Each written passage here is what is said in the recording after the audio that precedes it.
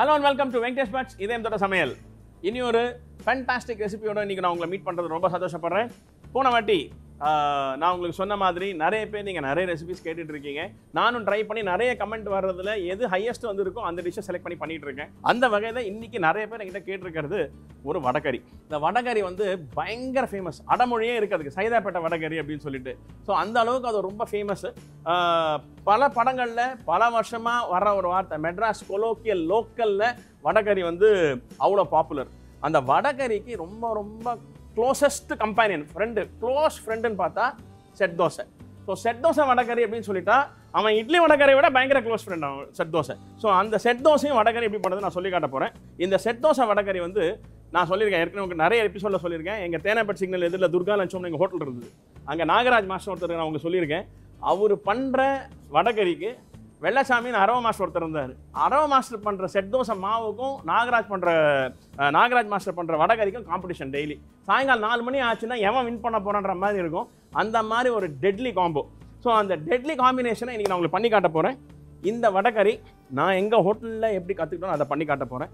இதில் தக்காளி இல்லை. இன்றைக்கி பண்ணுற வடகறியில் எல்லாம் தக்காளி போடுறாங்க, நிறைய ஐட்டம்ஸ் வந்து தேங்காய் பால் போடுறாங்க, நிறைய விஷயம் பண்ணுறாங்க. அது அவங்களோட மெத்தட் ரொம்ப நல்லா வந்திருக்குன்னு சொல்லிட்டு அவங்க பண்ணுறாங்க. நிறைய ஹோட்டல்லையும் தக்காளி போட்டு தான் இன்றைக்கி வடகறி பண்ணிகிட்டு இருக்காங்க. பட் இது எங்கள் ஹோட்டலில் இந்த மாதிரி பண்ணிகிட்டு இருந்தாங்க. ஸோ நான் அதே மெத்தட் உங்களுக்கு பண்ணி காட்டுறேன். நீங்களும் ட்ரை பண்ணி பாருங்கள். ஒரு தக்காளி இல்லாத இன்னொரு ஒரு வடகறி ஞாபகம் வச்சுங்க.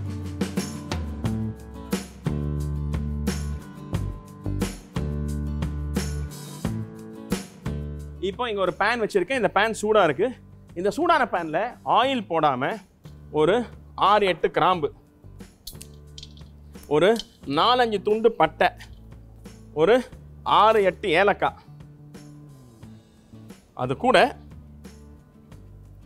ஒரு 4 பச்சை மிளகா கீரி போட்டிருக்கேன்.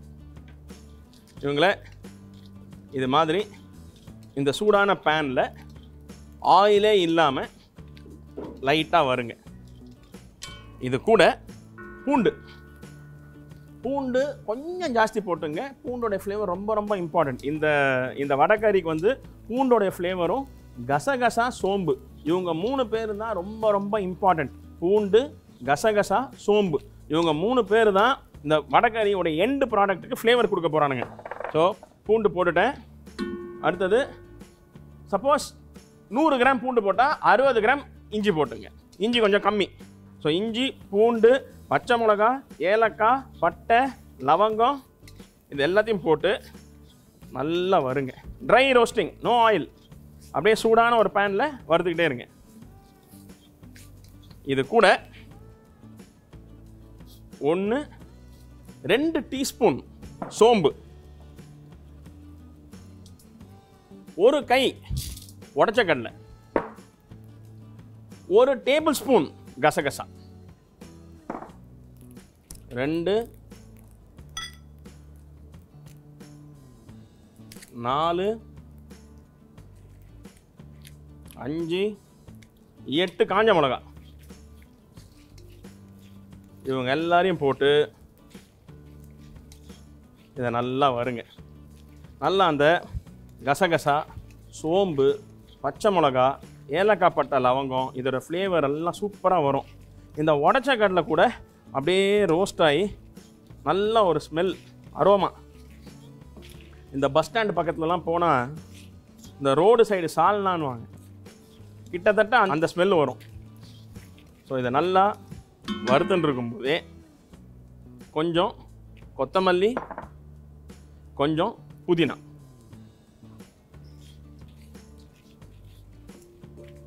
அதையும் போட்டு நல்லா வருங்க.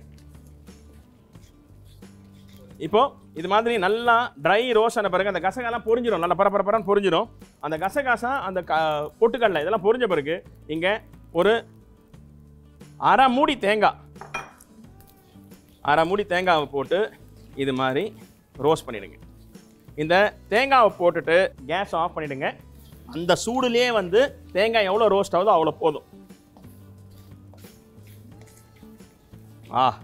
அந்த dry roasted ingredients fantastic flavour. Garam masala, பொட்டுக்கடலை, கசகசா, சோம்பு, காஞ்ச மிளகா இதெல்லாம் போட்டு அந்த பச்சை மிளகா, கருவேப்பிலை, புதினா, கொத்தமல்லி இதுக்கு மேலே ஃப்ளேவர் கொடுக்கறதுக்கு வேறு எதுவுமே இல்லை, அத்தனை ஐட்டம் இருக்குது. ஓகே, இதை நல்லா ரூம் டெம்பரேச்சர் வந்த பிறகு இதை ஒரு ஃபைன் பேஸ்ட்டாக அரைச்சி எடுத்துங்க. இப்போது இந்த வடகறிக்கு பேஸ் கிரேவி பண்ணுறதுக்கு தேவையான மசாலா நம்ம இப்போ வறுத்து இப்போ நம்ம அரைக்க போகிறோம். அது கூடவே இந்த வடை போடுறதுக்கு வந்து நம்ம கடலைப்பருப்பை ஊற வைக்கணும். இந்த கடலைப்பருப்பு இங்கே ஒரு 300 கிராம் கடலைப்பருப்பு, காஞ்ச மிளகா ஒரு 6-7, 1 ஸ்பூன் சோம்பு, இது 3 போட்டு நான் இதை வந்து ஒரு கோர்ஸ் பேஸ்ட்டாக அரைக்க போகிறேன். தண்ணி எல்லாம் கம்ப்ளீட்டாக ரிமூவ் பண்ணிவிட்டு இதை வந்து கிட்டத்தட்ட ஒரு 3 மணி நேரம் ஊற வைக்கணும். ஸோ இந்த கடலைப்பருப்பு ஒரு 300 கிராமு, காஞ்ச மிளகா, சோம்பு போட்டு ஒரு 3 மணி நேரம் தண்ணியில் ஊற வச்சுருங்க. அதுக்கப்புறம் தண்ணியெல்லாம் வடிச்சிட்டு இந்த ஊற வச்ச கடலைப்பருப்பையும் மிக்சியில் போட்டு இல்லை கிரைண்டரில் போட்டு கோர்ஸாக தண்ணி ஆட் பண்ணாதீங்க, மசாலா வடைக்கு அரைக்கிற மாதிரி அரைச்சி கொண்டு வாங்க. ரொம்ப ஃபைனாக அரைக்காதீங்க, கொஞ்சம் பொறப்பொறான்னு இருக்கணும். அதாவது அரவை தான் இருக்கணும், பாதி அரவை தான் இருக்கணும். அந்த மாதிரி அரைச்சி வச்சிங்க. இப்போது அந்த அரைக்கிற மசாலாவும் ரெடியாகும், இந்த வடைக்கு தேவையான இந்த மாவும் இப்போ ரெடி பண்ணி அரைச்சி கொண்டு வர போகிறேன். இப்போது அந்த கசகசா மசாலாலாம் போட்டு அரைச்சது வடகறிக்கு பேஸ் கிரேவிக்கு அரைக்கிறதுக்கு போயிருக்கு. அதே மாதிரி அந்த வடை போடுறதுக்கும் நான் அந்த கடலைப்பருப்பு அதெல்லாம் ஊற போட்டு காஞ்ச மிளகா சோம்பெல்லாம் போட்டு ஊற போட்டு அரைக்க போட்டிருக்கேன். இப்போது அந்த செட் தோசை சொன்னேன், அந்த காம்பினேஷன் வந்து செட் தோசைன்னு. செட் தோசைக்கு மாவு ரெடி பண்ணணும்னா நீங்கள் வந்து அதாவது புழுங்கல் அரிசி 1 கிலோ, அதுக்கு 150 கிராம் உளுந்து, 150 கிராம்ஸ் உளுந்து, 1 கிலோ புழுங்கல் அரிசி, அந்த இட்லிக்கு போடுற புழுங்கல் அரிசி இருக்குது இல்லைங்களா, அந்த புழுங்கல் அரிசி 1 கிலோ, 150 கிராம் உளுந்து, அதே 150 கிராம் அவல்னு சொல்லுவாங்க, ஹிந்தியில் போஹான்னு சொல்லுவாங்க, அவல். அந்த அவலை வந்து ஒரு 150 கிராம், பட்டர் மில்க் அதாவது நீர் மோர், தயிரில் ஒரு 100 கிராம் தயிரில் ஒரு 2 டம்ளர் தண்ணி ஊற்றி நல்லா பீட் பண்ணிட்டீங்கன்னா மோர் ஆகிடும். அந்த நீர் மோரில் இந்த அவலை வந்து ஊற வைக்கணும்.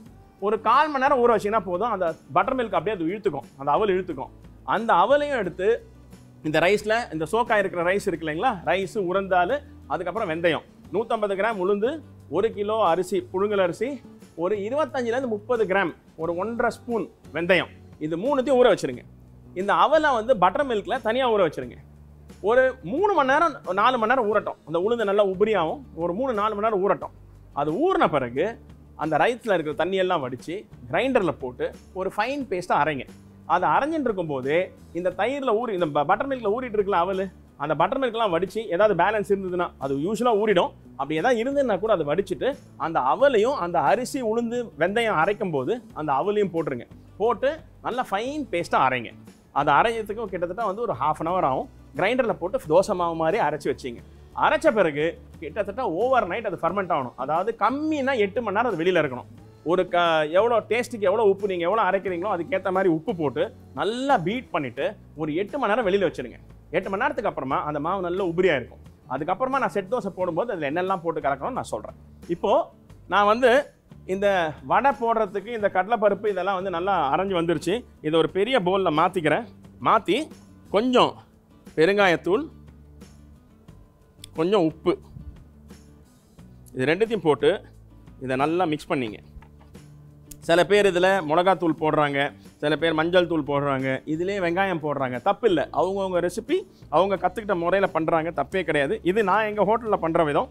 இதையே வந்து இட்லி ஸ்டீமரில் இது மாதிரி கோலி பிடிச்சி இட்லி ட்ரேயில் வச்சு வேக வச்சு கூட பண்ணுவாங்க. அது கூட ஒரு வடைகறி இருக்குது. ஆனால் கொஞ்சம் டேஸ்ட் ஜாஸ்தி இருக்கிறது வந்து இந்த ஆயிலில் ஃப்ரை பண்ண வடை. இந்த ஆயிலில் ஃப்ரை பண்ண வடைக்கு வந்து கொஞ்சம் டேஸ்ட் ஜாஸ்தி.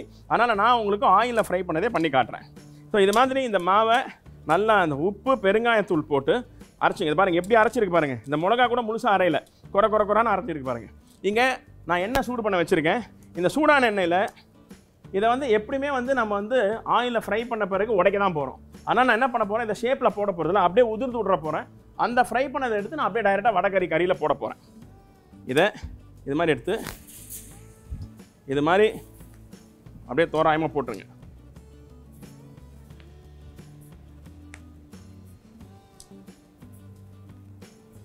இதுக்கு ஒன்றும் ஷேப் இல்லை, எந்த ஷேப்பில் இருந்தாலும் பரவாயில்ல, உதிரியாக இருந்தாலும் பரவாயில்ல, தப்பு இல்லை. ஏன்னா இதை வந்து நம்ம ஃப்ரை பண்ண பிறகு பொடிச்சு எப்படியும் அந்த வடைகறியில் இப்படி பொடி பண்ணி தான் போட போகிறோம்.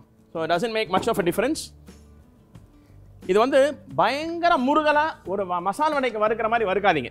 ஏன்னு சொன்னால் நீங்கள் வடைகறி கிரேவி பண்ணும்போது 3/4 வேக்காடு இருந்ததுன்னா அது ரொம்ப அழகாக இழுத்துக்கும். அந்த வடைகருடைய கிரேவி வந்து இந்த வடை வந்து நல்லா இழுத்துக்கும். ஸோ அது ரொம்ப ஃப்ரை ஆகிடுச்சுன்னா இழுத்துக்காது. வடை தனியாக ரொம்ப நேரம் இருக்கும், வடகறி கறி செப்பரேட்டாக இருக்கும். ஸோ அது வந்து ரொம்ப ஃப்ரை ஆகாத மாதிரி போட்டு ஒரு 2 நிமிஷத்தில் மேலே கலர் வந்து எடுத்துருங்க.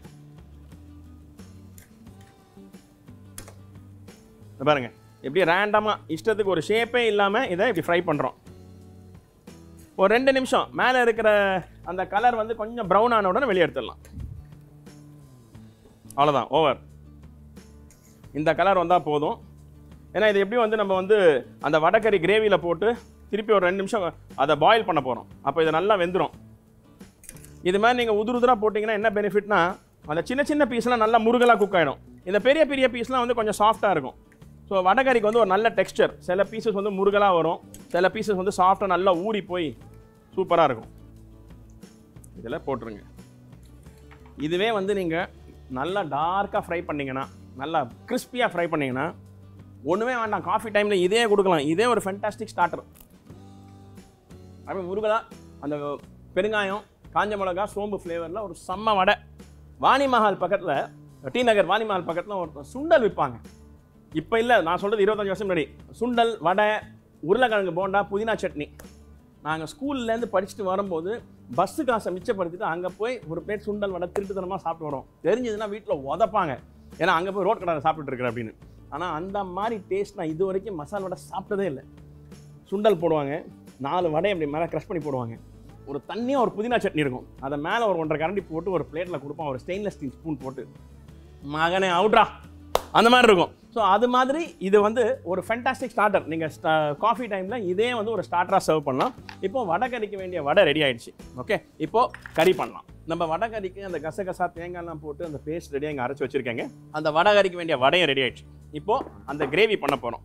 அந்த கிரேவி பண்ணுறதுக்கு முதல்ல 1 2 3 4 5 டேபிள் ஸ்பூன் எண்ணெய். நான் வந்து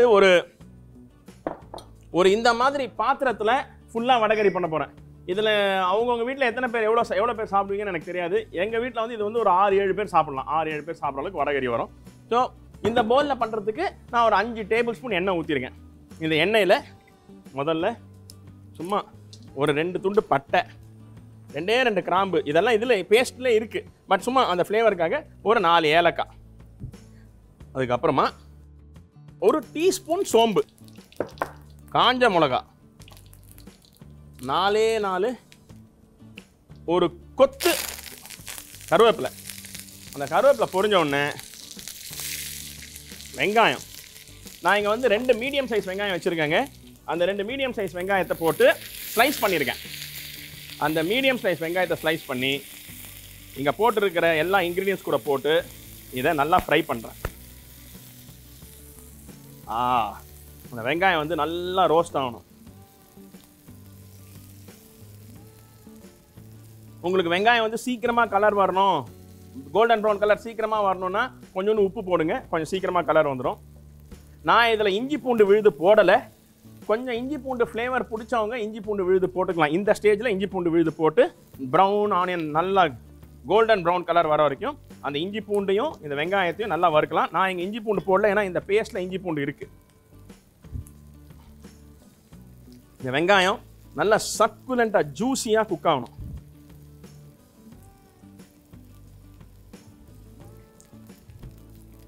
இது பாருங்கள், இப்போ நல்லா குக் ஆகிடுச்சு, வெங்காயம் நல்லா ரோஸ்ட் ஆகிடுச்சு. இந்த ஸ்டேஜில் நான் இந்த மசாலா அரைச்சி வச்சுருக்கேன் இல்லைங்களா, அந்த மசாலா இதெல்லாம் ஆட் பண்ணுறேன். ஆட் பண்ணி அந்த வெங்காயத்தோட சேர்த்து இந்த மசாலாவை அந்த ஆயிலில் நல்லா குக் பண்ணுறேன். அப்படியே கப கப கப கப ஸ்மெல்லு பயங்கரமாக வரும். அந்த ஏலக்காய், பட்டை, லவங்கம், கசகசா, சோம்பு, காஞ்ச மிளகா, தேங்காய் போட்டு இது மாதிரி அந்த வெங்காயத்துக்கு கூட மிக்ஸ் ஆன உடனே ஒரு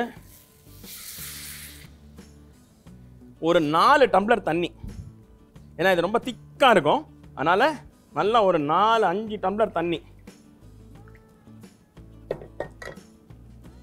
ஊற்றி இந்த பேஸ்ட்டு அந்த தண்ணியில் நல்லா மிக்ஸ் பண்ணி விடுங்க.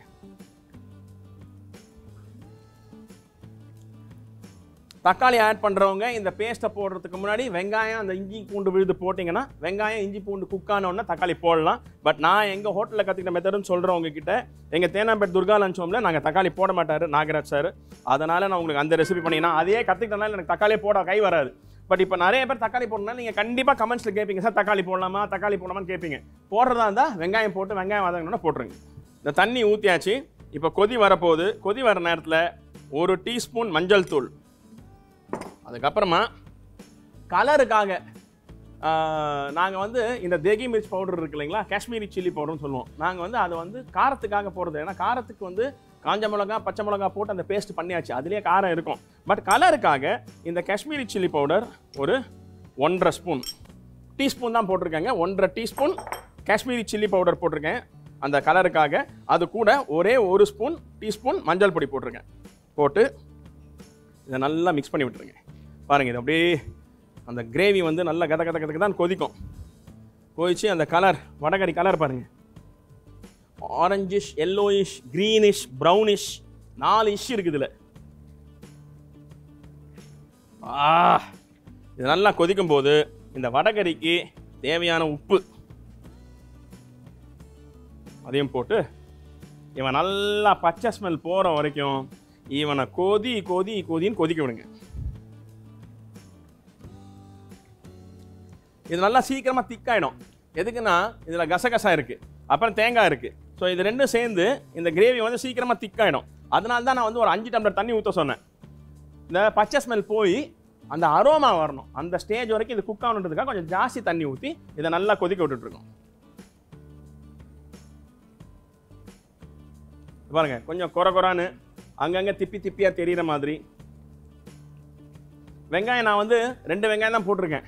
நீங்கள் வந்து அப் டு 4 வெங்காயம் போடலாம். இந்த போல் நான் காமிச்ச கணக்குக்கு 4 வெங்காயம் வரைக்கும் போடலாம். கொஞ்சம் வெங்காயம் ஃப்ளேவர் பிடிச்சவங்களுக்கு ரொம்ப நல்லா இருக்கும். பியூட்டிஃபுல். நல்லா கொதிச்சிருச்சு. இது நல்லா கொதித்த ஸ்டேஜில் இங்கே நம்ம ஃப்ரை பண்ணி ஸ்ட்ரெயின் பண்ணி வச்சுருக்கிற இந்த வடையை இதில் கொட்டுறோம். கொட்டியாச்சா? கொட்டி இவனை அப்படி வடையை அப்படி உடச்சி விடுங்க. அப்படி அங்கங்கே எவனா ஒருத்தன் குண்டாக இருந்தானா என்ன மாதிரி அவனை ஒல்லி ஆக்கிடுங்க. பாருங்கள், அவ்வளோதான், மேட்ரு ஓவர். பாருங்கள், அவன் அப்படியே தக்க மின்னுறான். இது என்னென்னா இந்த கடலைப்பருப்பில் பண்ணதுனால சீக்கிரமாக திக்காயிடும். அந்த கடலைப்பருப்பு வடை இருக்குது இல்லைங்களா, அது இழுக்க ஆரம்பிக்கும் தண்ணி எல்லாத்தையும். அது இழுத்து நீங்கள் கேஸ் ஆஃப் பண்ணி 1/2 மணி நேரம் கழிச்சு பார்த்தீங்கன்னா திக்காக இருக்கும், பயங்கர கட்டியாக இருக்கும். ஸோ அப்போ அந்த மாதிரி இருந்ததுன்னா சர்வ் பண்ணுறதுக்கு முன்னாடி கொஞ்சம் சுடு தண்ணி ஊற்றி கொஞ்சம் தண்ணி பண்ணிவிட்டு சர்வ் பண்ணுங்கள். அந்த பிரச்சனை தக்காளி போட்டால் வராது. தக்காளி போட்டோன்னா அந்த ஈரப்பதம் அப்படியே இருக்கும். அந்த தக்காளி என்ன பண்ணும், அந்த புளிப்பு தன்மையும் கொடுக்கும், கொஞ்சம் தண்ணியாகவும் இருக்கும் எப்போவுமே. பட் நான் இங்கே தக்காளி யூஸ் பண்ணல, அவ்வளோதான், முடிஞ்சு போச்சு. அடாடாடா, ஆஹா, சூப்பர். ஒரு fantastic road side vadacurry, Saidapet vadacurry. இது கூட வந்து செட் தோசை. இவர் வந்து கொஞ்சம் தண்ணியாக இருக்கணும், ரொம்ப திக்காகக்கூடாது. இவர் தண்ணியாக இருக்கும்போதே அவர் தூக்கி செட் தோசை மண்டை மேலே ஒரு 6 கரண்டி ஊற்றி அதுக்கு மேலே ஒரு செட் தோசை வச்சு சாப்பிட்டா அந்த மாதிரி ஒரு பிரேக்ஃபாஸ்ட், லஞ்ச், டின்னர் எதுக்கு வேணால் சாப்பிட்லாம். வடகறி ரெடி. இறக்கிறதுக்கு முன்னாடி நல்ல ஒரு லேவிஷ் ஸ்ப்ரிங்கிள் ஆஃப் கொத்தமல்லி, ஒரு கொத்து கருவேப்பிலை, இது ரெண்டுத்தையும் போட்டு ஆனால் கலக்கி விட்டுருங்க. Out. Very good. Saidapet vadacurry ready. இப்போ இந்த தோசை மாவு வந்து அரைஞ்சு வந்துருச்சு. அதாவது அந்த அவல், உளுந்து, அரிசி, அதுக்கப்புறமா வெந்தயம், இது 4 போட்டு இந்த மாவு வந்து அரைஞ்சு வந்துருச்சு. இது கொஞ்சம் திக்காக இருக்கும். இது எந்த கன்சிஸ்டன்சியில் நீங்கள் மிக்ஸ் பண்ணால் செட் தோசை நல்லா வரும்னு சொல்கிறேன். இது நார்மல் மாவு, உங்கள் தோசை மாவு. என்ன வித்தியாசம், இது வந்து கொஞ்சம் அவல் போட்டிருக்கோம், உளுந்து கம்மி, அவ்வளோதான். ஸோ செட் தோசைக்கு இந்த மாவை கொஞ்சம் எடுத்துங்க. இதிலே கூட தோசை போட்டால் நல்லா வரும், ஆனால் ஆர்டினரி தோசை சாஃப்டாக வரும், பெங்களூரில் பண்ணுற மாதிரி தோசை வரும். இந்த கலக்கின மாவு இருக்குது, இந்த மிக்ஸ் பண்ண மாவில் 1 ஸ்பூன், நான் டீஸ்பூன் தான் போடுறேன், 1 டீஸ்பூன் சர்க்கரை, இந்த மாவுக்கு தேவையான உப்பு, அதுக்கப்புறமா ஒரு 1/2 ஸ்பூன் மஞ்சள் தூள், அதுக்கப்புறமா இங்கே நான் குக்கிங் சோடா வச்சுருக்கேன், ஆப்பம் சோடான்னு சொல்லுவாங்க. அந்த ஆப்பம் சோடா ஒரு அரை ஸ்பூனு கொஞ்சம் ஜாஸ்தி. ஏன்னா நான் வந்து ஒரு 15 செட் தோசைக்கு தேவையான மாவு வச்சுருக்கேன். இது எல்லாத்தையும் போட்டுட்டு இங்கே தண்ணி வச்சுருக்கேன். இந்த தண்ணியை நான் கன்சிஸ்டன்சி காட்டுறேன், அதுக்கப்புறமா அளவு சொல்கிறேன் எவ்வளோன்னு. இந்த மாவு வந்து கட்டியாக இருக்கக்கூடாதுங்க, ஃப்ளோயிங் கன்சிஸ்டன்சி. அதாவது நீங்கள் போட்ட உடனே அது தன்னால் ஸ்ப்ரெட் ஆகணும். அந்த கன்சிஸ்டன்சிக்கு நீங்கள் மிக்ஸ் பண்ணணும். நீங்கள் போட்டுட்டு இப்படி சுற்றக்கூடாது. ஸோ அந்த கன்சிஸ்டன்சிக்கு மிக்ஸ் பண்ணுறதுக்கு தேவையான தண்ணி. அதனால் என்ன ஆகும், இந்த மாவு வந்து கொஞ்சம் தண்ணியாக இருக்கும். இந்த குக்கிங் சோடா போட்ட உடனே அப்படியே புஃப்னு கொஞ்சம் உப்பிட்டு வந்துடும். அந்த நல்ல ஏர் கொயாகுலேஷன் வந்துடும். அதே மாதிரி அந்த மஞ்சள் தூள், சர்க்கரை, உப்பு, அந்த சோடா இது எல்லாம் நல்லா மிக்ஸ் ஆகிற தண்ணி இதெல்லாம் மிக்ஸ் ஆகி நம்ம கோதுமை தோசை இருக்குது இல்லைங்களா, அந்த கோதுமை தோசை விட கொஞ்சம் திக்காக இருக்கணும், அவ்வளோதான். அந்த கன்சிஸ்டன்சியில் நான் மிக்ஸ் பண்ணிட்டேன். ஸோ இந்த மாவு ரெடி. இப்போ பாருங்கள், இங்கே கல் வச்சுருக்கேன். இந்த கல் சூடாயிடுச்சு. ஒரு கரண்டி எடுத்து பாருங்கள், தோசை தன்னால் அப்படியே ஸ்ப்ரெட் ஆகி ரவுண்ட் ஆகிடுச்சு. இது மாதிரி ஊற்றிட்டு வேறு எதுவுமே பண்ணாதீங்க. ஒரு மூடி வச்சு மூடிட்டிங்கன்னா ஒரு லட்சக்கணக்கான ஓட்டைங்க அதில் வரணும். அப்போ அந்த செட் தோசை ஒழுங்காக வரும்னு அர்த்தம். பார்ப்போம் வருதான்னு. ஒழுங்கான செட் தோசைன்னா அது வேகும் போதே மேலே லட்சக்கணக்கான ஓட்டைங்க வரும். ஏர் கொயாகுலேஷன் ஆகி காற்று உள்ளே போய் அப்படியே மேலே பபுளாக வந்து 1,00,000 ஓட்டை வரணும். அந்த மாதிரி ஓட்டையாக வந்ததுன்னா செட் தோசை ஒழுங்காக வந்திருக்குன்னு அர்த்தம். இப்போ அதை மூடி வச்சுருக்கேன். ஸ்லோ ஃப்ளேமில் ஒரு 2லேருந்து 3 நிமிஷம் குக் பண்ணி ஓப்பன் பண்ணி லைட்டாக ஆயில் ஊற்றி வெளியே எடுக்க போகிறோம். இப்போது இது வந்து நல்ல ஹோல்ஸ் ஃபார்ம் ஆகிடுச்சு பாருங்கள். வாவ்! இந்த ஸ்டேஜில் சும்மா இப்படி ஆயில் தெளித்து அப்படியே பொறுமையாக எடுத்து இது மாதிரி வச்சுடுங்க. இவனை இலையை வச்சு மூடிட்டு அடுத்தவனை ரெடி பண்ணணும். ஏன்னா இது செட் தோசை பாருங்கள், 2ஆக இருக்கணும். அப்போ தான் அது செட்டு, இல்லைன்னா சிங்கிள் செட் ஆகிடும். ஸோ செட் தோசை எப்பவுமே சர்வ் பண்ணும்போது 2ஆக சர்வ் பண்ணணும். திருப்பியும் ஒருத்தனை ஊற்றிட்டு மூடிடுங்க. ஒரு ஸ்லோ ஃப்ளேமில் ஒரு 5 நிமிஷம் குக் பண்ணிங்கனாவே இந்த மாவு வந்து தன்னாலே ஓட்டையாக ஃபார்ம் ஆகிடும். அப்படி ஓட்டை ஃபார்ம் ஆகலைன்னா நீங்கள் போட்டிருக்கிற குக்கிங் சோடா கம்மியாகிடுச்சின்னு அர்த்தம். குக்கிங் சோடா கம்மியாக போட்டால் கொஞ்சம் ஓட்டைங்க கம்மியாக இருக்கும், சாஃப்ட்னஸ் கொஞ்சம் கம்மியாக இருக்கும். இல்லை சோடா சாப்பிட்டா எனக்கு ஆகாது, அந்த இது வந்துன்னே இருக்கும், எனக்கு பர்ப் வந்துன்னே இருக்கும் அப்படின்னு சொன்னால் சோடா அவாய்ட் பண்ணுங்கள். அந்த அவல் இருக்குது இல்லைங்களா, அந்த அவலே கொஞ்சம் சாஃப்ட்னஸ் கொடுக்கும். ஆனால் இந்த அளவுக்கு ஓட்டையாக ஃபார்ம் ஆகிறது கொஞ்சம் டைம் ஆகும். ஸோ அதுக்கு என்ன பண்ணுன்னா, அந்த அவலை வந்து கொஞ்சம் ஜாஸ்தி பண்ணிங்கன்னா 150 கிராம் உளுந்துக்கு 150 கிராம் அவல் போடாமல் 150 கிராம் 200 கிராம் அவல் போட்டிங்கன்னா சோடா ஒரு அளவுக்கு அது காம்பன்சேட் பண்ணும். இன்னும் கொஞ்சம் சாஃப்ட்னஸ் கிடைக்கும். தோசை சாஃப்டாக இருக்கும். ஆனால் இந்த மாதிரி ஓட்டையாக வந்து ஒரு பூ மாதிரி வரணும்னா அது குக்கிங் சோடா போட்டால் மட்டும்தான் வரும். குக்கிங் சோடா கொஞ்சம் கம்மியாக போட்டு வேணால் நீங்கள் பண்ணி பாருங்கள். எடுத்துட்டு இந்த மாதிரி மேலே ஆயில் ஸ்ப்ரிங்கிள் பண்ணி இவனை இது மாதிரி கூட குக் பண்ணலாம். எடுத்து ஒரு இடத்து திருப்பி போட்டுருங்க. திருப்பி போட்டிங்கன்னா மேல் சைடு கூட கொஞ்சம் கலர் வரும். ஸோ அப்படியும் குக் பண்ணலாம் செட் தோசை. அதே நீங்கள் கர்நாடகா சைடில் போய் பார்த்தீங்கன்னா செட் தோசை மேலே துருவன கேரட்டு, கொத்தமல்லி, கேஷ்யூ நட் இதெல்லாம் போடுவாங்க. போட்டு 2 சைடும் குக் பண்ணுவாங்க. அங்கே மஞ்சள் பொடி போட மாட்டாங்க, வெள்ளையாக இருக்கும். தமிழ்நாட்டில் நம்ம செட் தோசை வந்து மஞ்சள் கலரில் இருக்கும், ஆனால் மேலே எதுவுமே போட மாட்டாங்க. ஸோ இது மாதிரி 2 சைடு வெறும் பிளெயினாக குக் பண்ணி கொடுத்துருவாங்க. சும்மா மல்லிப்பூ மாதிரி இருக்கும்.